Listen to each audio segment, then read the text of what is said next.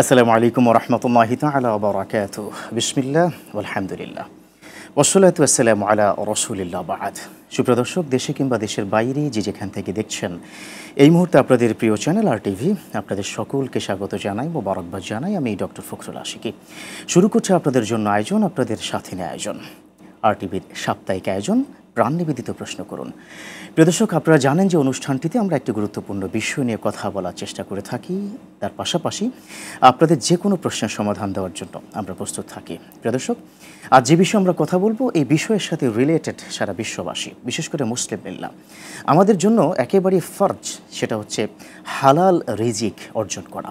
তাই আজকের বিষয় আমরা নির্বাচন করেছি হালাল রিজিক অর্জনে ইসলামের দিক নির্দেশনা। এ বিষয়ে যিনি কথা বলবেন এবং আপনাদের প্রশ্নের সমাধান দিবেন, তিনি বাংলাদেশের একজন প্রখ্যাত প্রথিতযশা আলেমে দ্বীন, ফজিলাতুশ শাইখ মুহাদ্দিস মাহমুদুল হাসান হাফিজাহুল্লাহ, প্রধান মুহাদ্দিস মিসবাহুল উলুম কামিল মাদ্রাসা, ঢাকা। আসসালামু আলাইকুম ওয়া রাহমাতুল্লাহি ওয়া বারাকাতুহু।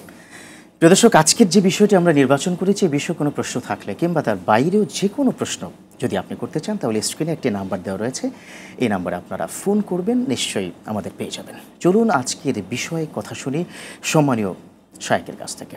কেমন আছেন? আলহামদুলিল্লাহ, আপনি কেমন আছেন? আল্লাহ শুকরিয়া আদায় করছি। হালাল রিজিক, এটা তো আল্লাহর পক্ষ থেকে অনেক বড় নিয়ামত, এবং এটা অর্জন করা ছাড়া জান্নাত পর্যন্ত পৌঁছাও কিন্তু ভীষণ কঠিন হবে। আপনি যদি এই অংশ থেকে শুরু করতেন যে হালাল রিজিক বলতে আমরা কি বুঝি? অনেক ধন্যবাদ আপনাকে। আলহামদুলিল্লাহ ওয়াসসালাতু ওয়াসসালামু আলা রাসূলিল্লাহি ওয়া বা'দ। প্রথমত কথা হচ্ছে রিজিক, হালাল রিজিক মানে হচ্ছে বৈধ উপার্জন যা আল্লাহ সুবহানাহু ওয়া তাআলা আমাদেরকে দান করেন। হালাল রিজিক অর্জনের ব্যাপারে কোরআন এবং সুন্নাতে অসংখ্য দালিলিক প্রমাণ আমরা দেখতে পাই। প্রথমত একটা দিক আমাদের দর্শকদের সঙ্গে শেয়ার করা দরকার। রিজিকের আলোচনা যখনই আমরা করি তখন মৌলিকভাবে একটা বিষয় চলে আসে যে রিজিকের মালিক আসলে কে। এই একই এবং বিশ্বাসটা প্রথমত আমার থাকা উচিত। কারণ হলো আমরা কখনো কখনো এই চিন্তাও মাথায় আসে যে আমি একটা সুন্দর হ্যান্ডসাম চাকরি করি, আমি একটা কর্পোরেট প্রতিষ্ঠানে হাই স্যালারিতে আমি চাকরি করি, মাশাআল্লাহ এই চাকরিটা থাকবার কারণে আমার পরিবার নিয়ে সন্তান বেঁচে আছি, ভালো ইত্যাদি। আসলে এই কনসেপশনটা কি আসলে ঠিক যে আমার চাকরি আমাকে বাঁচাচ্ছে বা আমার চাকরি আমাকে খাওয়াচ্ছে? ব্যাপারটা এরকম নয়, বরং আল্লাহ সুবহানাহু ওয়া তাআলা তিনি হচ্ছেন প্রকৃতপক্ষে রিজিকের মালিক। ইন্নাল্লাহা হুয়ার রাজ্জাকু যুল কুওয়াতিল মাতিন। আল্লাহ তাআলা এটাও বলেছেন যে এই পৃথিবীতে ভূপৃষ্ঠে অথবা আমাদের দৃশ্যমান অথবা অদৃশ্যমান যত সৃষ্টি জগতই আছে বিচরণশীল, ওয়া মা মিন দাব্বাতিন ফিল আরদি ইল্লা আলাল্লাহি রিজকুহা, মহাবিশ্বে পৃথিবীতে এই ভূপৃষ্ঠে বিচরণশীল যত প্রাণী আছে প্রত্যেকটা প্রাণীর রিস্কের দায়িত্ব আল্লাহ সুবহানাহু ওয়া তাআলার কাছে। ফলে প্রথমত আমাদের এই বিষয়টা আলোচনাটা করবার আগে এটা মৌলিকভাবে ফান্ডামেন্টাল আমাদের জানা দরকার যে রিজিক কিন্তু আসলে আমরা আল্লাহর কাছ থেকে পাই। হয়তো সেটা এক একটা ওয়াসিতা, এক একটা মাধ্যম ওসিলা বা মাধ্যম থাকে, যে আমি হয়তো কেউ চাকরি করছি, কেউ কৃষি কাজ করছি, কেউ ব্যবসা বাণিজ্য করছি, এক একটা মাধ্যমে আল্লাহ সুবহানাহু ওয়া তাআলা আমাকে রিজিকের ফয়সালা করছেন, বাট রিজিকের প্রকৃত মালিক আল্লাহ সুবহানাহু ওয়া তাআলা। এটা একটা বড় ব্যাপার। এবারে দ্বিতীয় জায়গাটাতে যদি আমরা আসি যে রিজিকের আসলে রিজিক অর্জন করবার ব্যাপারে শরীয়তের ইনস্ট্রাকশনটা কি। ইসলামের শরিয়া আসলে কামাই করা, যেটাকে আমরা সহজ বৌদ্ধ বাংলায় বলি কামাই করা, রোজগার করা। ইসলামের শরিয়াতে আসলে রোজগার করা বা কামাই করা বা হালাল রিজিক অর্জন করবার ব্যাপারে ইসলামের শরিয়তের দৃষ্টিভঙ্গিটা কি আসলে? এটা কোন পর্যায়ের? এটা কি সুন্নাহ নাকি নফল নাকি মুস্তাহাব নাকি ফরজ? আমরা কোরআনে কারীমের কাছে যদি যাই তাহলে দেখব যে কোরআন আল কারীম এই ব্যাপারটাকে ফরজ করে দিয়েছে। আপনি দেখেন সেই সূরা জুমার এই বিখ্যাত আয়াতে কারীম আল্লাহ সুবহানাহু ওয়া তাআলা যেখানে বলেছেন ইয়া আইয়ুহাল্লাযীনা আমানু ইযা নুদিয়া লিস-সালাতি মিন ইয়াউমিল জুমআহ ফাসআউ ইলা যিকরিল্লাহি ওয়া যারুল বাই'a খায়রুল লাকুম ইন কুনতুম তা'লামুন। আল্লাহ বলছেন জুমার দিনে যখনই তোমাদেরকে আহ্বান করা হবে তখন তোমরা দ্রুত আল্লাহর ঘরে চলে আসো আল্লাহর জিকিরের জন্য। এরপরে আল্লাহ বলছেন ফাইদা কুদিয়াতিস সালাহ ফান্তাশিরু ফিল আরদ। নামাজ যখন শেষ হয়ে যাবে, সালাত যখন আদায় হয়ে যাবে, তখন অতিরিক্ত সময় থাকার দরকার নাই। হ্যাঁ, তাসবিহাত আদায় করবে, আজকারগুলো পড়বে, 2-4-10 মিনিট তুমি থাকবে, অসুবিধা নাই, কিন্তু এটা আদায়ের যখন হয়ে যাবে সারাদিন মসজিদে পড়ে থাকার সুযোগ নেই। এরপর আর অতিরিক্ত দেখানোর কিছু নাই। ফান্তাশিরু ফিল আরদ, তুমি জমিনে ছড়িয়ে পড়ো, ওয়াবতাগু মিন ফাদলিল্লাহ, এবং আল্লাহর করুণা থেকে তুমি তালাশ করো। তার মানে ওয়াবতাগু মিন রিজকিল্লাহ, আল্লাহ তাআলা যে রিজিক দিয়েছেন সেখান থেকে তুমি তালাশ করো। ফলে আমরা এই আয়াতে কারিমা, আপনি নিশ্চয়ই মাদ্রাসায় পড়ুয়া এবং একজন স্কলার মানুষ, আপনি জানেন যে আল্লাহ যেখানে বললেন যে ওয়াবতাগু মিন ফাদলিল্লাহ, ওয়াবতাগু এটা আমরের সিগা, তার মানে আল আমরু লিল উজুব, অর্থাৎ আমর এটা আবশ্যক করে দেয়। তো আল্লাহ সুবহানাহু ওয়া তাআলা রিজিক কামাই করা, হালাল রিজিক অন্বেষণ করা ইসলামী শরীয়তে ফরজ করা হয়েছে। কিন্তু আমরা নামাজ যেরকম ফরজ ইবাদত বলে আমরা 5 ওয়াক্ত নামাজ পড়ি, আমরা কি সাধারণ মানুষরা কি রিজিক হালাল অর্জন করা ফরজ মনে করি কিনা, কি মনে হচ্ছে? এই জায়গাটাতে আমাদের আসা উচিত। আপনি যে প্রশ্ন করেছেন, অনেক জায়গায় আমরা হয়তো এটা মনে করি না। আমরা ধরুন নামাজ, রোজা, হজ, যাকাত এটাকে ফরজ মনে করি, কিন্তু হালাল রিজিক কামাই করে হালাল থেকে আমার নিজের জীবন ভরণ পোষণ করা, আমার পরিবার চালানো, আমার সন্তানদেরকে চালানো, এইটাকে আমরা ওই একই রকম ফরজ মনে করি না। অথচ ইসলামী শরিয়াতে এই বিষয়টার উপরে কিন্তু বাকি ইবাদতকে নির্ভরশীল করে ডিপেন্ড করছে। আপনি দেখেন বিখ্যাত সে হাদিস, রাসূল করিম সাল্লাল্লাহু আলাইহি ওয়াসাল্লাম বলেছেন, ইন্নাল্লাহা তাইয়্যিবুন লা ইয়াকবালু ইল্লা তাইয়্যিবা। আল্লাহ তাআলা মহাপবিত্র, আর তিনি পবিত্র ছাড়া কোনো ইবাদত কবুল করেন না। এই হাদিসের মধ্যে বিখ্যাত অনেক লম্বা ইবারত আছে। সেখানে আল্লাহ রাসূল সাল্লাল্লাহু আলাইহি ওয়াসাল্লাম বলছেন যে ইন্নাল্লাহা আমারাল মুমিনিন বিমা আমারা বিহিল মুরসালিন। আল্লাহ তাআলা যেই ব্যাপারটাতে রাসূলদেরকে আদেশ করেছেন, সেই একই ব্যাপারে আল্লাহ তাআলা সাধারণ মুমিনদেরকে আদেশ করেছেন। আর সেই আদেশটা কি? ইয়া আইয়ুহার রাসূল কুলু মিনাত তাইয়্যিবাতি ওয়া আমালুস সালিহা। হে পৃথিবীর সম্মানিত নবীগণ, তোমরা কি করো? পবিত্র খাবার, তোমরা পবিত্র হালাল খাবার গ্রহণ করো, আর ওয়া আমালুস সালিহা। দেখেন এখানে খুব দুটো কথা, কিন্তু হালাল খাবার খাও, অতঃপর ওয়া আমালুস সালিহা, নেক আমল করো। আগে হচ্ছে হালাল খাবার, আগে কিন্তু হালাল খাবার। কারণ বিশ্বনবীর হাদিসটা খুব বিখ্যাত, মালবাসুহু হারাম মাতআমুহু হারাম। ওই হাদিসটা আমি আপনাকে বলি, সেটা তো খুব বিখ্যাত হাদিস, যে কোন মানুষ যদি হারাম খেয়ে যদি ইবাদত করে, ধরুন হজ করতে গেল, লম্বা সফর, রাসূল বলছেন যে একজন ব্যক্তি, যাকার রাজুল, একজন ব্যক্তির কথা তিনি বলছেন, ইউতিলুস সাফার, লোকটা লম্বা সফর করে একদম মক্কা পর্যন্ত গিয়ে পৌঁছেছেন, অতঃপর তিনি বাইতুল্লাহতে গিয়ে বলছেন, ইয়া রাব্বি ইয়া রাব্বি, হে আমার রব, হে আমার রব, আমার দোয়া কবুল করো। নবীজি সাল্লাল্লাহু আলাইহি ওয়াসাল্লাম বলছেন, কি করে তার দোয়া কবুল হবে? মাতআমুহু হারাম, যা খেয়েছে সে হারাম, মাশরাবুহু হারাম, যা পান করেছে তা হারাম, মালবাসুহু হারাম, পোশাক যা পরিধান করেছে তা হারাম, ওয়া গুযিয়া বিল হারাম, যা দ্বারা জীবিকা নির্বাহ করছে তাও হারাম। ফাআন্না ইউস্তাজাবু লিযালিক, কি করে তার দোয়া আল্লাহর কাছে কবুল হবে? তার মানে হচ্ছে হালাল রিজিক ছাড়া যদি আমরা নামাজ, রোজা, তাহাজ্জুদ, কান্নাকাটি, দোয়া, জেকে, রাজকার যাই করি না কেন, আমার পেটে যদি হালাল রিজিক, বৈধ উপার্জন না থাকে, আমার কোনো ইবাদতে কাজে আসবে না। সোশ্যাল মিডিয়াতে অনেকগুলো প্রশ্ন চলে এসেছে। আপনারা যারা ডিরেক্ট প্রশ্ন করছেন না, অনেকে ইনবক্স করছেন, সেই ক্ষেত্রে যে কাজটি করতে হবে সেটা হচ্ছে আরটিভির ভেরিফাইড ফেসবুক পেজে গিয়ে আমাদের আজকের লাইভ দেখে ইনবক্স করুন। জি, এখানে একটি প্রশ্ন এসেছে যে আপনারা এখন আলোচনা করছেন দুজন, মাশাআল্লাহ সব ঠিক আছে, ভারতে আই লাভ মোহাম্মদ বলার কারণে 1324 জনকে গ্রেপ্তার করা হয়েছে, মানে মামলা করা হয়েছে, এবং ইতিমধ্যে 36 জনকে গ্রেপ্তার করা হয়েছে, 2 জনকে মেরে ফেলা হয়েছে। এই বিষয়ে আপনাদের কি রিঅ্যাকশন? দেখুন, রাসূল সাল্লাল্লাহু আলাইহি ওয়াসাল্লাম পৃথিবীতে এমন একজন মহামানব, এমন একজন মহান নেতা, এমন একজন মহান রাসূল এবং আল্লাহর পেয়ারা হাবিব, যে যার ভালোবাসাটাই হলো ঈমান। মাশাআল্লাহ, নবীজির ভালোবাসাটা, তার মহাব্বতটাকে ঈমান ধরা হয়েছে পরিষ্কার। মানে এখানে আর কিছু দরকার নাই, কোনো ব্যাখ্যা করার। হ্যাঁ, মানে লা ইউমিনু আহাদুকুম হাত্তা আকুনা আহাব্বা ইলাইহি মিন ওয়ালিদিহি ওয়া ওয়ালাদিহি ওয়ান নাসি আজমাইন, যে তোমাদের ঈমান ততক্ষণ পর্যন্ত পরিপূর্ণ হবে না যতক্ষণ পর্যন্ত আমি আল্লাহর রাসূল তোমার কাছে অধিক প্রিয় না হচ্ছি, তোমার পিতামাতা, তোমার ছেলে সন্তান, তোমার ভাই বোন, তোমার দুনিয়ার সমস্ত মানুষের থেকে আমি রাসূল তোমার কাছে অধিক প্রিয় না হব, ততক্ষণ পর্যন্ত তোমার ঈমান পরিপূর্ণ হবে না। ওমর রাদিয়াল্লাহু তাআলা আনহু সম্পর্কে আবার হ্যাঁ বলা হয়েছে, রাসূল বলছেন, তুমি আমাকে কেমন ভালোবাসো? বলছে, ইয়া রাসূলুল্লাহ, আমি আমার দুনিয়ার সবকিছু, পরিবার পরিজন সবার থেকে ভালোবাসি, তবে অন্তরের, মানে আমার জীবনের থেকে না। রাসূল বলছেন, তোমার ঈমান পরিপূর্ণ হয়নি। এরপরে আল্লাহর হযরত ওমর বিন খাত্তাব রাদিয়াল্লাহু তাআলা একটু পরে বলেন, ইয়া রাসূলুল্লাহ, আমি এখন ঘোষণা করছি যে আমি আমার নিজের জীবনের চাইতে, আমার আত্মার চাইতে আমি আপনাকে মহব্বত করি। আল্লাহ রাসূল বলছেন, আল্লাহ, এখন তোমার ঈমান পরিপূর্ণ হয়েছে। ঈমান, তোমার ঈমান পরিপূর্ণ হয়েছে। তার মানে হচ্ছে তাহলে ভারতের এই কাজটা, দেখুন, আমার 26 কোটি মুসলমান আছে, পৃথিবীর যেখানে মুসলমান আছে, যেখানে ইমানদার থাকবে, যেখানে আল্লাহর রাসূলের উম্মত থাকবে, তারা রাসূলকে ভালোবাসবে, জীবনের বিনিময় হলো ভালোবাসবে, কোনো মানে এটা কেউ পরোয়া করবে না। এখন যেটা করা হয়েছে সেটা নিঃসন্দেহভাবে এটা আমরা বলতে পারি একেবারে এটা অন্যায় হয়েছে। কারণ এই যে আমরা বলি যে ফ্রিডম অফ স্পিচ, যেটা আমাদের মতের বাক স্বাধীনতার কথা আমরা বলছি, মানবাধিকারের কথা আমরা, হিউম্যান রাইটসের কথা আমরা বলছি, আসলে এগুলো আমরা বলি কিন্তু আমরা কায়েম করি না।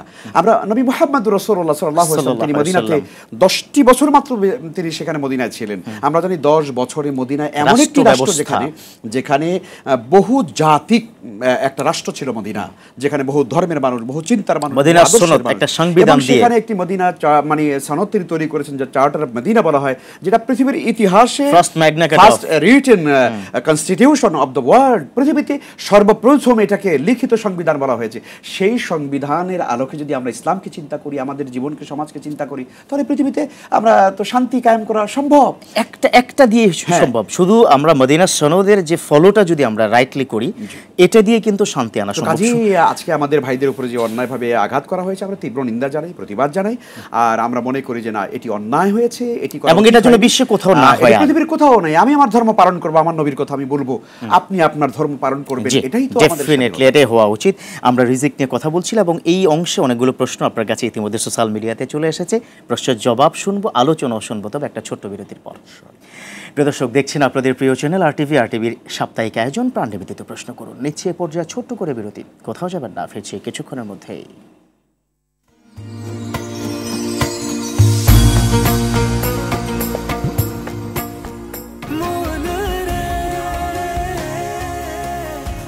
এভাবে ভরপুর বেঁচে থাকাটাই জীবন, আর জীবনের স্বাদের অনিবার্য সঙ্গী প্রাণ।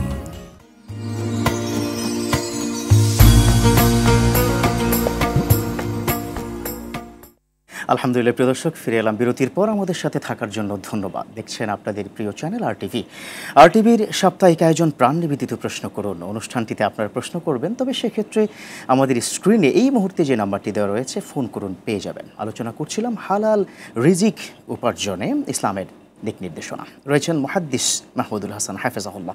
চলুন আমরা তার কাছ থেকে আরও বেশ কিছু বিষয় আলোচনা শুনে নিই। জি, বিরতির পূর্বে আপনি মোটামুটি আই লাভ মোহাম্মদ নিয়ে একটা ব্যাপক প্রতিবাদ করেছেন। আমরা রিজিকের জায়গা থেকে বিশ্বনবী ইসলাম কোন রিজিকটাকে প্রেফার করতেন, চাকরিটাকে নাকি বিজনেসটাকে? অনেক ধন্যবাদ আপনাকে। রিজিকের মধ্যে সবচাইতে উত্তম রিজিক এবং রিজিকের 10 ভাগের মধ্যে মোটামুটি 9 ভাগ বলা হয়েছে তেজারাত বা ব্যবসা বাণিজ্যের মধ্যে। এবং আমরা জানি যে পৃথিবীতে সকল নবী আম্বিয়া আলাইহিমুসসালাম তারা কোনো না কোনোভাবে ব্যবসা করেছেন এবং সবচেয়ে বড় কথা তারা হাতের কাজ করেছেন।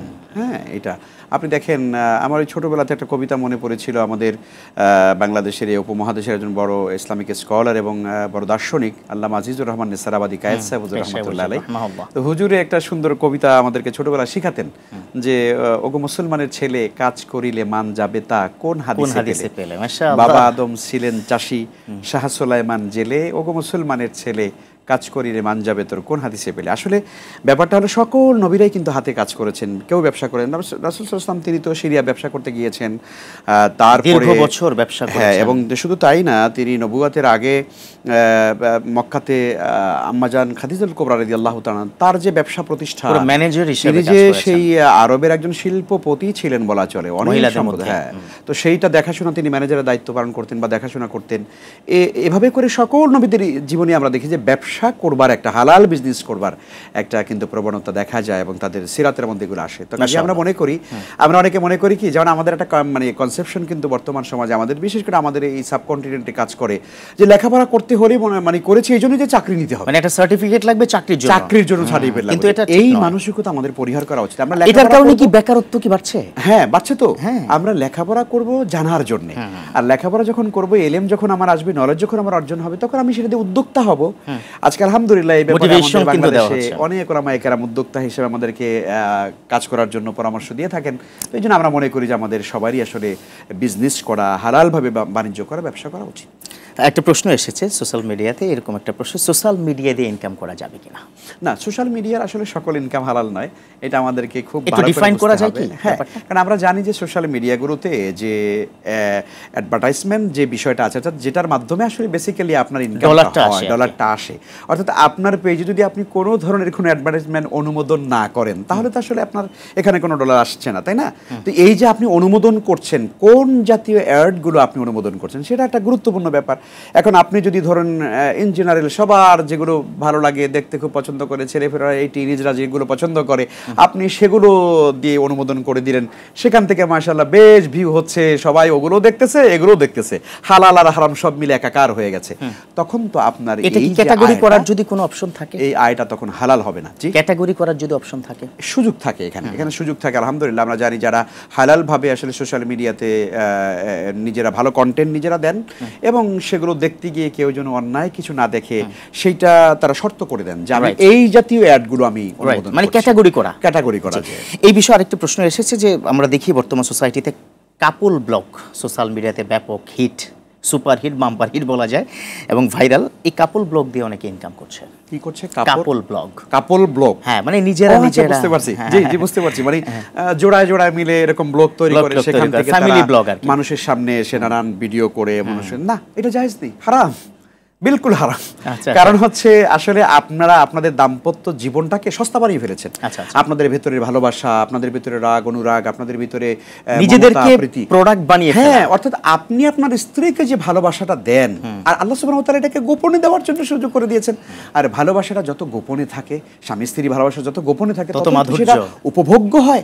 আর সেই জিনিসটাকে আমরা যখন সোশ্যাল মিডিয়াতে হাজার লক্ষ কোটি মানুষের সামনে আমার ভালোবাসার জিনিসটাকে আমি উপস্থাপন করছি, তখন সেটার ভিতরে বরকত থাকছে না এবং দাম্পত্য জীবনে সুখ হচ্ছে না। এক পর্যায়ে দাম্পত্য সম্পর্ক তাদের টিকে না। আমরা অসংখ্য ঘটনা এই বাংলাদেশে আমাদের রয়েছে। দৈনিক অফিসিয়ালি প্রায় 57টা কিন্তু ঘর ভাঙছে এই কারণে।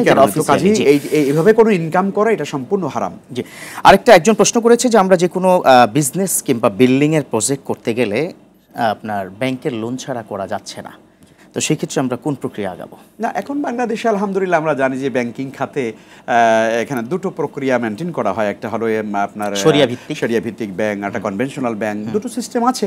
তো আলহামদুলিল্লাহ এখন অনেক ভাইরা হয়তো বিতর্ক করবেন যে হুজুর শরিয়া ভিত্তিক যে ব্যাংকগুলো আছে তারা কতটুকু শরিয়া মানে, শরিয়া যারা মানে না তারা ডাইরেক্ট খায়, ওনারা ঘুরে খায়, এরকম বলি থাকি আমরা, তাই না? তো এই ব্যাপারগুলোতে আপনাদেরকে বলি ভাই, আসলে আমরা এমন একটা মানে ইকোনমিক সিস্টেমের উপর আমরা দাঁড়িয়ে আছি যে এই সিস্টেমটা ফান্ডামেন্টালটাই হচ্ছে আসলে অনেকটা সুদী, তাই না? বাংলাদেশ ব্যাংকের অনুমোদন ছাড়া কি বাংলাদেশে কোনো ইসলামী ব্যাংক বা শরিয়া ভিত্তিক কোনো ব্যাংকই চলছে? বাংলাদেশ বিশ্ব ব্যাংক ছাড়াও তো চলবে না। আবার বিশ্ব ব্যাংকের সাথে তার আবার এখানে কোলাবোরেশন রয়েছে, তাই না? তো কাজেই আপনি তেঁতুল গাছ রোপণ করে যেমন ফজলি আম আপনি পেতে পারেন না, তো কাজেই গোটা সিস্টেমটা যখন সেখানে সুদী রয়ে গেছে, আপনি সেখানে 100% কি করে শরিয়া আপনি কামনা করছেন? কিন্তু আমরা মন্দের ভালো হিসাবে অন্তত আমরা তো ইসলামী শরিয়া ভিত্তিক যে ব্যাংকগুলো আছে তারা এখানে শরিয়া মেনটেন করার চেষ্টা করছেন, হালালভাবে বিজনেস করার চেষ্টা করছেন, আপনাদেরকে আমাদেরকে সে আশ্বাস তারা দিচ্ছেন। এখন তারা যদি আশ্বাস দিয়ে যদি কোনো ব্যাংক বা কোনো শরিয়া ভিত্তিক ব্যাংক যদি গোপনীয়তা অন্যভাবে তারা কিছু করে ফেলে, এটার দায় আমার না। অন্তত মন্দের ভালো হিসাবে আমরা চেষ্টা করব হালাল ভাবে যে ব্যাংকগুলো তারা শরিয়া মেনটেন করার চেষ্টা করছেন তাদের সঙ্গে আমরা ইনশাআল্লাহ তাআলা বিজনেস করি। আরেকটা হচ্ছে আমাদের দেশে জমি বিক্রি করা কিংবা যে কোনো কিছু মধ্যস্বত্ব ভোগকারী কিন্তু একটা থাকে, যেটাকে আমরা মিডিয়া বলি। এই জাতীয় মিডিয়া দিয়ে দুই পক্ষ থেকে ইনকাম করার কোনো সুযোগ আছে? হ্যাঁ, এটা দালালি বলা হয়, বাংলা দালালি বলি আমরা। তো এটা ব্রোকার হাউস আছে ইসলামী শরিয়াতে জায়েজ এটা, কিন্তু সমস্যা হচ্ছে কি এই দালালি করতে গিয়ে উভয় পক্ষ থেকে এমন পরিমাণ অর্থ মাঝখান থেকে লোপাট করে নিয়ে যায় যেটার দ্বারা ক্রেতা এবং বিক্রেতা উভয়ই সেখানে কি হয়, ক্ষতিগ্রস্ত হয়।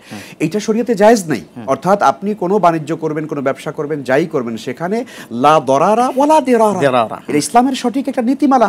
এটা হানাফি মাযহাবের একটা গুরুত্বপূর্ণ নীতিমালা যে নিজে ক্ষতিগ্রস্ত হওয়া যাবে না, অন্য কাউকে ক্ষতির মুখোমুখি করা যাবে না। তো কাজেই দালাল যদি দালালি করতে গিয়ে যদি ক্রেতা বিক্রেতা অথবা এক পক্ষ একেবারে ভীষণভাবে মাঝখান থেকে একটা টাকা নিয়ে চলে গেল, তাহলে এটা তার জন্য হারাম হবে, তার জন্য বৈধ হবে না। তবে হ্যাঁ, উভয় পক্ষকে সে বসিয়েছে, সমন্বয় করেছে। আমি একটা জিনিস প্রোডাক্ট চিনি না, আরেকজন ভাইকে আমার সামনে এনে দিয়েছে, এই যে সে মধ্যস্থতাকারী হিসাবে সে দায়িত্ব পালন করেছে, এই জন্য সে বলে হোক বা যেভাবে হোক সেটা মানে একটা স্বাভাবিক একটা যে লাভ বা স্বাভাবিক একটা সম্মান মানে চোখে পড়া যেন না হয় এবং ক্ষতিগ্রস্ত কেউ না হয়, সেটা তার জন্য যায়। চমৎকার। অনেকগুলো প্রশ্ন কিন্তু আরো জমা পড়ে গেছে আপনার জন্য, তবে সেটা ছোট্ট বিরতির পর আপনার কাছ থেকে শুনবো ইনশাআল্লাহ। প্রিয় দর্শক, দেখছেন আপনাদের প্রিয় চ্যানেল আরটিভির সাপ্তাহিক আয়োজন প্রাণ নিবেদিত প্রশ্ন করুন অনুষ্ঠানে। এই পর্যায়ে আবারও নিচ্ছি বিরতি, থাকুন আমাদের সাথেই।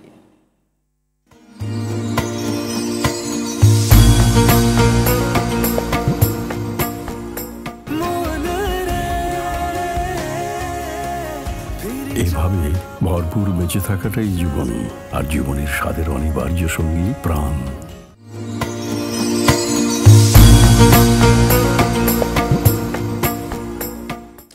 আলহামদুলিল্লাহ প্রিয় দর্শক, ফিরে এলাম বিরতির পর। আমাদের সাথে থাকার জন্য ধন্যবাদ। দেখছেন আপনাদের প্রিয় চ্যানেল আরটিভির সাপ্তাহিক আয়োজন প্রাণ নিবেদিত প্রশ্ন করুন অনুষ্ঠানটিতে আমরা রিজিক নিয়ে কথা বলছিলাম। আপনি হালাল রিজিক অন্বেষণ করবেন এবং এটা ফরজ, এ বিষয়ে কথা বলছিলেন ফজিলাতুল শেখ মুহাদ্দিস মাহমুদুল হাসান হাফেজাহুল্লাহ। চলুন আমরা আবারও তার কাছ থেকে কথাগুলো শুনে নেই। অনেকগুলো প্রশ্ন এসেছে, ছোট প্রশ্ন করি। তার মধ্যে অনেক প্রশ্নের মধ্যে একটি প্রশ্ন আমার কাছে মনে হচ্ছে এখন করা দরকার আপনার কাছে, যেহেতু রিজিক নিয়ে। একজন বলছে যে আমি বিভিন্ন সময় মানুষকে চাকরির বিষয়ে সহযোগিতা করি, অনেকে এমনিতেই টাকা দিচ্ছেন, আবার আমি চেয়ে নিচ্ছি, যায় যাচ্ছে কিনা? জি, অনেক ধন্যবাদ। হ্যাঁ, আপনি যদি কাউকে সহযোগিতা করেন, আর যে কোনো ভালো কাজে তো সহযোগিতা করা যায়, শরীয়তে এটা উৎসাহিত করা হয়েছে। আরো তাআওয়ানু আলাল বিররি ওয়াত তাকওয়া ওয়ালা তাআওয়ানু আলাল ইসমি ওয়াল উদওয়ান, তোমরা ভালোর কাজে, নেকের কাজে, তাকওয়ার কাজে একে অপরকে সহযোগিতা করো। ফলে আমরা আসে অনেক সময় আছে চাকরি বাকরি বা বিভিন্ন বিদেশে যাওয়া, তদবির করে টোরে ইত্যাদি ইত্যাদি, এ সকল ক্ষেত্রে যদি অপরের হক নষ্ট না করে যদি সে যদি এই সহযোগিতা করে তাহলে এটা জায়েজ। কিন্তু এই সহযোগিতা করতে গিয়ে যদি এমন হয় যে আসলে উনি মূলত এই চাকরিটার জন্য বা এই কাজের জন্য উনি আদৌ যোগ্য না, বরং আরেকজন যোগ্য প্রার্থীকে এখান থেকে মাহরুম করে, বঞ্চিত করে উনি মূলত এখানে অবৈধভাবে সুযোগ গ্রহণ করেছেন, হারাম, বিলকুল হারাম। কিন্তু স্বাভাবিকভাবে যদি কেউ এটা গ্রহণ করে তাহলে জায়েজ। আর এক্ষেত্রে যদি কেউ কাউকে সহযোগিতা করে তাহলে সেটা স্বাভাবিক পর্যায়ে এটা জায়েজ হবে ইনশাআল্লাহ তাআলা। আর সেক্ষেত্রে যদি তাকে কোনো সহযোগিতা করে অথবা উনি যদি চাই নেন, হ্যাঁ চাইতে পারেন, অসুবিধা নেই। পয়েন্টটা মনে হয় এটাই যে তিনি যদি কন্ট্রাক্ট করে যে আমি ঠিক আছে 20 লক্ষ টাকা আমাকে দিবেন, আমি আপনাকে এই হেল্পটা করব, কিন্তু 20 লক্ষ টাকা দিয়ে আবার হেল্প হয় কি করে, এটা আমার প্রশ্ন। এটা আসলে এগুলো তো হেল্পের পর্যায়ের জিনিস পড়ে না। এখানে এগুলো বোঝাই যায় যে আসলে এখানে যখন টাকা পয়সার এত বড় অ্যামাউন্ট যখন লেনদেন হয় বা এখানে কন্ট্রাক্ট হয়, মূলত ব্যাপারটা এখানে হারাম পর্যায়ে চলে যায়, হালাল পর্যায়ে থাকে না। তো এই জন্য আসলে মূল ব্যাপারটা হলো যে কোনো অর্থনৈতিক কোনো সুবিধা গ্রহণ করতে যদি আপনি অবৈধভাবে যদি সুবিধা গ্রহণ করেন তাহলে সেটা হারাম হবে। অনেকক্ষণ একজন দর্শক অপেক্ষা আছে, ফোনটা নিয়ে তারপর কথা বলবো। প্রিয় দর্শক, কে বলছেন, কোথা থেকে বলছেন? প্লিজ আপনার প্রশ্নটি করুন। আমি জয় ভোলা থেকে বলছি। জি বলুন প্লিজ। জি, আমার প্রশ্ন হচ্ছে যে পুকুরে মরা মাছ যে ভেসে ওঠে এটা খাওয়া যায় কিনা? আচ্ছা আচ্ছা, পুকুরে যে মরা মাছ যদি ভেসে ওঠে সেটা জায়েজ আছে কিনা, তাই তো? যে থাকুন আপনি আরটিভির সাথে, ইনশাআল্লাহ প্রশ্ন উত্তর পেয়ে যাচ্ছেন। জি, অনেক ধন্যবাদ। হ্যাঁ, আমরা সাধারণত নদীর হোক পুকুরের হোক আসলে মাছটা মরে যায় স্বাভাবিকভাবেই, অনেক সময় মরে যায়, অনেক সময়, অধিকাংশ সময় তো আমরা যে বিশেষ করে নদীর যত মাছ খাই দেখবেন যে সব আসলে মরেই যায়। তবে মরে যে মাছটা ভেসে ওঠে এটার কথাই বলছিলেন, এটা আসলে অনেক সময় আর ওইটার যে মানে স্বাভাবিক যে গুণাগুণ সেটা থাকে না। তো এই জন্য হ্যাঁ, মাত্রই মরে গেছে, হঠাৎ ভেসে উঠছে, কি করে জানবো আমি মাত্র মরে গেছে? হ্যাঁ, এটা যদি হয় আর কি, যদি হয় যে ধরুন আমরা ভেসে উঠছে, তাহলে সেটা এক ব্যাপার। আর আমরা দেখলেও বোঝা যায় একটা মাছ আসলে তার মরিকত্ব আছে কিনা, সেটা যদি নরম হয়ে যায়, বডি দেখে বোঝা যায়, পচে গেলে বোঝা যায়, গন্ধ আসে কিনা। আর মনে রাখতে হবে শরীয়তে আসলে কখনো কোনো ক্ষতিকর জিনিস খাওয়া জায়েজ নেই, কোনো মানুষ এটা দেখার পরে খেতে পারবে না। অতএব এটা আসলে মূলত যখন আপনি দেখবেন যে ব্যাপারটা আসলে হ্যাঁ মোটামুটি তাজা, তরু তাজা যে এখনো পর্যন্ত আছে, এটা খাওয়া যেতে পারে, নষ্ট হয় না, ই হয় না, তখন সেটা জায়েজ হবে। কিন্তু আমরা ঢাকাতে যে মাছ কিনি এটা তরুতাজা কি আসলে থাকে? না, দীর্ঘ জার্নি করে কিছু মাছ থাকে পানি দিয়ে তারা নিয়ে আসে, কিছু মাছ দেখা যায় যে লাফাতে থাকে বা অথবা পানি দিয়ে তারা করে রাখে, এটা তো একটা পর্যায়ে। আবার কিছু আছে এটা তো ফ্রোজেন করে নিয়ে আসে, অতএব এটা ওটা খাওয়া যায়, অতএব এটা জায়েজ আছে। জি, আরেকজন দর্শকের ফোন নিয়ে নিচ্ছি। প্রিয় দর্শক, কে বলছেন, কোথা থেকে বলছেন, প্রশ্নটি করুন। আসসালামু আলাইকুম, আমি জুবায়ের বলছিলাম। জি জি বলুন। আমার প্রশ্ন হচ্ছে, আমি কয়েকদিন আগে একটা ডিম কিনেছিলাম খাওয়ার জন্য, এখন সেটার ভিতরে আমি 5টি সুই এবং রক্ত পেয়েছি। এখন অনেকে এটা কানুজাদু বলছেন, এখন সেই বিষয়ে কিছু বলছেন। বুঝতে পারিনি, মানে ডিমের মধ্যে কি রক্ত টাইপের কিছু পেয়েছেন, এরকম কিছু মনে হচ্ছে? জি, রক্ত পেয়েছি এবং 5টি সুই পেয়েছি। 5টি সুই পেয়েছেন? আচ্ছা আচ্ছা, জি থাকুন, আপনি আর্টিভির সাথেই প্রশ্ন উত্তর পেয়ে যাচ্ছেন। শেখ, ডিমের ভিতরে সুই, ডিমের মধ্যে সুই পেয়েছে 5টি, এটা কি আজগবি মনে হচ্ছে? আমি তো মানে জীবনের প্রথম প্রশ্ন শুনলাম, ভয়ানক ব্যাপার আসলে, কালা জাদুর মতো মনে হচ্ছে না? হ্যাঁ, এবং এটা যে কোনো ক্ষতিকর বিষয় আমরা আসলে বলতে পারবো না যে এখানে এই সুইটা কিভাবে আসলো। তবে যতটুকু বোঝা যায় আর কি, যেহেতু একটা ডিম ন্যাচারাল জিনিস, এইটার ভিতরে তো অন্য কিছু থাকার কথা না, ঢুকের সুযোগ নেই, এটা তো অন্য কিছু থাকার কথা না। তো যেহেতু এই ধরনের কিছু আছে, নিশ্চয়ই এটা ক্ষতিকর জিনিস, আপনার জন্য এটা অবশ্যই গ্রহণ করা ঠিক হবে না, জায়েজ হবে না কোনোভাবেই। না, এটা কোনোভাবে আপনি গ্রহণ করবেন না, কারণ যেহেতু সুই ঢুকেছে, এটা হতে পারে অন্য কারো চক্রান্ত, আপনার ক্ষতির জন্য কিছু হতে পারে, অথবা যে কারো ক্ষতির জন্য হতে পারে। আর এই ডিমের যে তরল যে পদার্থটা আছে, এটাও আসলে এখন আর এটা যে বৈধ অথবা ন্যাচারাল এটা মনে করার কোনো সুযোগ নেই। আচ্ছা, কাজে এটা রিজিকের বিষয়ে একজন প্রশ্ন করেছেন যে সঠিক সময় না দিয়ে বেতন নেওয়া কিংবা কোনো ছলছাতুরি করে বেতন নেওয়া না, জায়েজ নেই এটি। আমরা মানে সহজে যদি বুঝি, মানে যে চাকরিটা আমি করে থাকি, যে অফিসে আমরা করে থাকি, সেই অফিসে যদি নির্ধারিত যদি আমার যে কন্ডাক্ট হয়, আবার আমার যে চাকরির ক্ষেত্রে আমার যে মানে আমাকে যে শর্তের আলোকে আমার যে ইয়ে করতে হয়, সেটা যদি আমি ফুলফিল না করি, আমি যদি সেখানে সময়টা ঠিক মতো না দিই, আমি যদি আমার সার্ভিসটা ঠিক মতো না করি, আমি ফাঁকিচুকি করলাম, হ্যাঁ, মানুষ হিসেবে কিছু মৌলিক সমস্যা আমাদের দুর্বলতা থাকে। আমাকে অজস্তিন যায় যেতে হয়, আমাকে নামাজটা পড়তে হয়, অথবা অনুমতি নিয়ে যদি যাওয়া হয়, আপনার খেতে হয়, মৌলিক প্রয়োজন যেগুলো আছে সেগুলো তো আপনার সময় দিতেই হবে। এগুলো আমার চাকরির ভেতরেই চলে আসে, এগুলো স্বাভাবিক, মানে ন্যাচারাল বিষয়, ন্যাচারালটা। কিন্তু যদি আমি, যেমন কোনো লোক এমনও আছে যে মসজিদে জোহর নামাজ পড়তে যায়, কিন্তু ওখানে গিয়ে নামাজে যেই পরিমাণ সময় লাগে তার চেয়ে বেশি সময় ওখানে কাটিয়ে দেয়, কারণ সে চিন্তা করছে একটু রিল্যাক্স করি, এসির মধ্যে একটু বসে থাকি, একটু আরাম করা যাবে। জায়েজ নেই। আপনি মসজিদে গিয়ে জোহরের সময় আপনার অফিসিয়াল কাজ আপনি ছেড়ে দিয়ে বেশি সময় ওখানে থাকবেন, আল্লাহ বিল্লাহ করবেন। এটা আরেকজন দর্শকের ফোনে এনেছে। প্রিয় দর্শক, কে বলছেন, কোথা থেকে বলছেন, প্রশ্নটা করুন প্লিজ। আসসালামু আলাইকুম, আমি মামুন রেজা বলছি নওগাঁ থেকে। আমার 3টি প্রশ্ন। 1 নম্বর হলো যে রুজি রিজিক বৃদ্ধি এবং সম্পদ বৃদ্ধির জন্য আমরা কি কি দোয়া আমল করতে পারবো। আর 2 নম্বর হলো বিপদ আপদের জন্য, সর্বপ্রকার বিপদ আপদের জন্য আমরা কি কি দোয়া করতে পারবো। মূলত আমার অসুস্থতা। 3 নম্বর হলো ঋণ পরিশোধের জন্য আমরা কোন দোয়া, এবং মানে তিনটাই আপনি দোয়া চাচ্ছেন। ঠিক আছে, থাকুন, আপনি আমাদের সাথে ইনশাআল্লাহ প্রশ্ন উত্তর পেয়ে যাবেন। রিজিক বৃদ্ধির দোয়া, অনেক দোয়া আছে। রাসূল সাল্লাল্লাহু আলাইহি ওয়াসাল্লাম এই ব্যাপারে অনেক দোয়া শিখিয়েছেন। একটা দোয়া বলে দেই দর্শক। রাসূল সাল্লাল্লাহু আলাইহি ওয়াসাল্লাম বলেছেন সকাল সন্ধ্যায় দোয়াটা পড়তে হয়, আল্লাহুম্মা কফিনা বিহালালিকা আন হারামিক ওয়াগনিনা বিফদলিকা আম্মান সিওয়াক। আল্লাহু আকবার। এই দোয়াটা বেশি পড়বেন, আল্লাহ রিজিকের ফয়সালা করে দিবেন ইনশাআল্লাহ। দ্বিতীয়টি বিপদ আপদ মুসিবতে। জি, বিপদ আপদ মুসিবতে কি দোয়া পড়বেন? বিপদ আপদ মুসিবতের সময় এই দোয়া পড়তে হয়। রাসূল সাল্লাল্লাহু আলাইহি ওয়াসাল্লাম সবসময় পড়তেন, আল্লাহুম্মা ইন্নী আউযু বিকা মিনাল হাম্মি ওয়াল হাযান ওয়াল আজজি ওয়াল কাসাল ওয়াল বুখলি ওয়াল জুবন ওয়া দালাইদ দাইন ওয়া কাহরির রিজাল। এই দোয়াটা পড়বেন ইনশাআল্লাহ, সকল টেনশন ডিপ্রেশন থেকে আল্লাহ হেফাজত করবেন। অসুস্থতার থেকে মুক্তি পাওয়ার দোয়া। অসুস্থতার জন্য রাসূল সাল্লাল্লাহু আলাইহি ওয়াসাল্লাম কোন রোগী দেখলে পরে তিনি বলতেন লা বা'সা তুহরুন ইনশাআল্লাহ। এরপর তিনি এই দোয়া পড়তেন, আল্লাহুম্মা রাব্বান নাস আযিবিল বা'স ইশফান্তা শাফিলা শিফা ইল্লা শিফাউক শিফান লা ইউগাদিরু সাকামা। এই দোয়া পড়বেন। সূরা ফাতিহা পড়ে নিজের শরীর রুকিয়া করবেন, সূরা ফালাক নাস পড়বেন, আয়াতুল কুরসি পড়বেন, এগুলো পড়ে ইনশাআল্লাহ রুকিয়া করবেন। বিশ্বনবী যেটা করেছেন আর কি, অ্যাভেলেবল করেছেন। যে আরেকজন দর্শকের ফোন নিয়ে নিচ্ছি। প্রিয় দর্শক, কে বলছেন, কোথা থেকে বলছেন, প্রশ্নটি করুন প্লিজ। আমি জুবাইর বলছিলাম। আপনার প্রশ্ন করেছিলাম। আরেকটা প্রশ্ন ছিল, সেটা হচ্ছে ইসলামে রাজনীতির কতটা গুরুত্ব আছে এবং এটি কি জায়েজ হবে কিনা, ইসলামের রাজনীতি জায়েজ আছে কিনা। বুঝতে পেরেছি, আপনি থাকুন, আর টিভির সাথে প্রশ্ন উত্তর পেয়ে যাচ্ছেন। ইসলামের রাজনীতি জায়েজ আছে? হ্যাঁ, জায়েজ অবশ্যই, কেন জায়েজ থাকবে না। আমরা জানি কোরআনে কারীম এটি কমপ্লিট কোড অফ লাইফ, তাই না?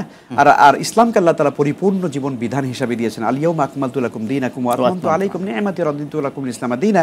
আর কোরআনে কারীমের মধ্যে রাষ্ট্র সমাজের ব্যাপারে যে ইনস্ট্রাকশনগুলো রয়েছে আপনি দেখলে অবাক হয়ে যাবেন। ওয়া আমরুহুম শুরা বাইনাহুম ও আমরুহুম শুরা বাইনাহুম। তোমরা পরামর্শের ভিত্তিতে কাজ করো, বা তারা করে থাকে। ইমানদারদের বৈশিষ্ট্য এটি। আল্লাহ সুবহানাহু ওয়া তাআলা বলেন, আল্লাযীনা ইম্মাক্কানাহুম ফিল আরদ আকামুস সালাহ ওয়া আতাউয যাকাত ওয়া আমারু বিল মারুফ ওয়া নাহাউ আনিল মুনকার। আল্লাহ বলছেন যে আমি যদি ইমানদারদেরকে যদি সমাজ এবং রাষ্ট্রের দায়িত্ব দিই, তখন তারা কি করে? তারা নামাজ কায়েম করে, যাকাত তারা দেয়, এবং তারা ভালো কাজের আদেশ করে এবং অন্যায় কাজ থেকে নিষেধ করে। তাহলে বুঝা গেল এই আয়াতে কারীম অসংখ্য আয়াত রয়েছে। অতএব এটা জায়েজ আছে, অবশ্যই শুধু জায়েজ না, ফরজ। রাইট, কোরআনে কারীমের এই ভিত্তিতে সমাজ এবং রাষ্ট্র পরিচালনা করা ফরজ করা হয়েছে। আমরা একদম শেষ পর্যায়ে আছি, আরেকটা ছোট ফোন নিয়ে আমরা শেষ করব। প্রিয় দর্শক, কে বলছেন, কোথা থেকে বলছেন, প্রশ্নটা করুন প্লিজ। সম্ভবত আপনার সংযোগটি বিচ্ছিন্ন হয়ে গেছে। ইনশাআল্লাহ পরের অনুষ্ঠানে আপনি আবার ট্রাই করবেন, আমাদের পেয়ে যাবেন ইনশাআল্লাহ। তাহলে আমরা মোটা দাগে যে কথা আপনি বলছেন যে রিজিক এটা হালাল হতে হবে। অবশ্যই হালাল। নামাজ যেমন ফরজ, যাকাত যেমন ফরজ, রিজিক হালাল হওয়া ফরজ। রাসূল সাল্লাল্লাহু আলাইহি ওয়াসাল্লামের সেই বিখ্যাত হাদিসটা বলে দিই দর্শকদেরকে, খুবই বিখ্যাত। তলাবু কাসবিল হালালি ফরিদাতুন বাদাল ফরিদা। পৃথিবীর যত ফরজ কাজ আছে, সকল ফরজ কাজের মধ্যে শ্রেষ্ঠ ফরজ কাজ হলো হালাল রিজিক কামাই করা। কোনো মানুষ হালাল রিজিক কামাই করে না, মসজিদে লক্ষ টাকা দান করে, এসি কিনে দেয়, মোটা জানা, ইভেন আপনি যাকাত দিবেন সেটাও হারাম হবে, নামাজ পড়বেন সেটাও হালাল হবে না। অতএব রিজিকের উপর ডিপেন্ড করবে গোটা জিন্দেগি, ইহকালীন, আমল, পরকালীন কিন্তু জান্নাত ডেফিনেটলি। অনেক ধন্যবাদ, জাযাকুমুল্লাহ খায়র, এসেছেন, প্রশ্নের জবাব দিয়েছেন। জি প্রিয় দর্শক, অনেকগুলো প্রশ্নের জবাব পেয়ে গেছেন, আশা করি আমল করবেন এবং অবশ্যই আগামীকাল প্রাণ নিবেদিত প্রশ্ন করুন অনুষ্ঠানটি দেখার আমন্ত্রণ জানিয়ে শেষ করছি। আল্লাহ হাফেজ।